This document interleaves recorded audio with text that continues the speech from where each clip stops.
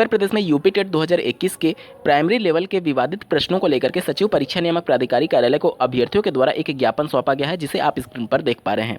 किन किन प्रश्नों में संशोधन के लिए अभ्यर्थियों ने गुहार लगाई है, डिटेल में बात करेंगे, अंत तक बने रहिएगा। नमस्कार दोस्तों, मेरा नाम है नीरज और आप देख रहे हैं करियर बिट यूट्यूब चैनल। अगर आप इस चैनल पर पहली बार विजिट कर रहे हैं तो इसको सब्सक्राइब करते हुए बेल आइकन को प्रेस करना ना भूलें।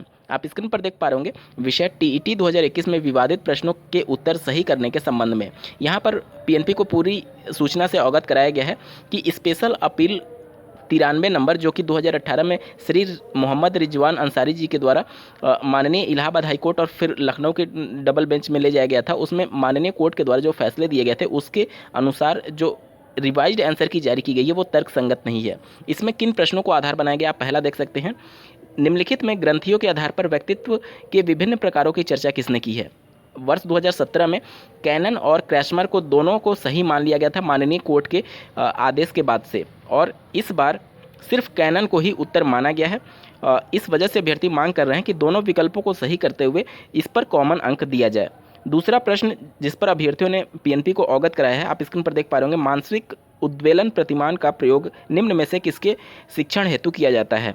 वर्ष 2017 में पीएनपी ने इसका उत्तर सृजनात्मकता को माना था और वर्ष 2021 के यूपी टेट परीक्षा में इसका उत्तर समस्या समाधान को मान लिया है। मतलब एक ही संस्था, एक ही आयोग दो बार अलग अलग परीक्षाओं में एक ही प्रश्न के दो उत्तर मान रही है, ये संभव नहीं हो सकता। इसी को आधार बनाते हुए अभ्यर्थियों ने इस पर कॉमन अंक की बात कही है। बात करें अगले प्रश्न की, तो आप स्क्रीन पर देख पा रहे होंगे, निम्नलिखित में से किसका नाम सुजन शास्त्र के पिता से जुड़ा हुआ है। अगर बात करें वर्ष 2017 के माननीय कोर्ट के द्वारा गाल्टन और क्रो एंड क्रो दोनों को सही मान लिया गया था, लेकिन वर्ष 2021 के रिवाइज्ड आंसर की में पीएनपी ने गाल्टन को ही केवल सही माना है।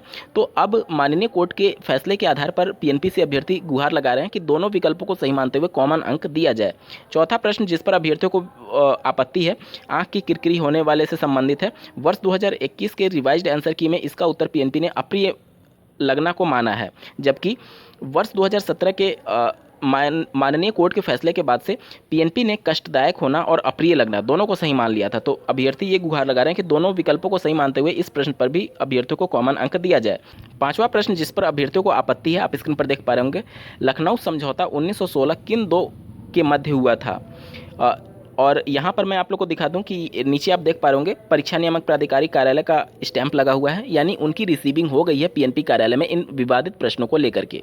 इस प्रश्न के सापेक्ष अभ्यर्थियों ने पीएनपी को ये साक्ष्य प्रस्तुत किया है कि एनसीईआरटी के अनुसार हिंदू व मुस्लिम के मध्य तथा नरम व गरम दल के मध्य उल्लेख है, जबकि परीक्षा नियामक प्राधिकारी कार्यालय सिर्फ हिंदू व मुस्लिम के मध्य को सही माना है, जो कि न्यायोचित नहीं है। अभ्यर्थी इसके संदर्भ में दोनों विकल्पों को सही मानते हुए कॉमन अंक की मांग कर रहे हैं। अगला प्रश्न जिस पर अभ्यर्थियों को विवाद था, आप स्क्रीन पर देख पा रहे होंगे, घास भूमि क्षेत्र के परितंत्र के खाद्य श्रृंखला में सबसे उच्च स्तर का उपभोक्ता कौन होता है। पीएनपी ने इस बार उत्तर इसका मांसाहारी को माना है, लेकिन वर्ष 2017 के यूपी टेट के माननीय कोर्ट के फैसले की बात की जाए तो इसमें जीवाणु को भी सही माना गया था और मांसाहारी को भी सही माना गया था। तो अभ्यर्थी इसी को आधार बनाते हुए इस प्रश्न के दो विकल्पों को सही करते हुए कॉमन अंक की मांग कर रहे हैं। सातवां प्रश्न जिस पर अभ्यर्थियों को आपत्ति है, शैशव काल का समय, इसमें पीएनपी ने पहले इसका उत्तर जन्म से 6 वर्ष को माना था, लेकिन रिवाइज्ड आंसर की में इसका उत्तर बदल करके उन्होंने जन्म से 2 वर्ष को कर दिया।